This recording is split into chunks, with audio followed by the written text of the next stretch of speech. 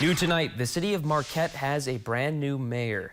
At tonight's Marquette City Commission meeting, Sally Davis was unanimously voted in as mayor. Jessica Hanley was elected Mayor Pro-Tem. This came after Commissioners Hanley, Cody Mayer, and Paul Schlegel were sworn in after winning the recent election. Mayor Davis says she's excited to see this new commission tackle issues facing Marquette. As a commission, we are always very concerned about the budget and making sure that we have a good balanced budget that's preparing us for the future.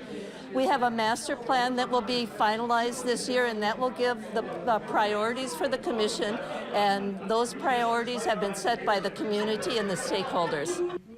The commission also took steps to fill the vacancy on the board of Light and Power after Schlegel resigned from the BLP to serve on the city commission.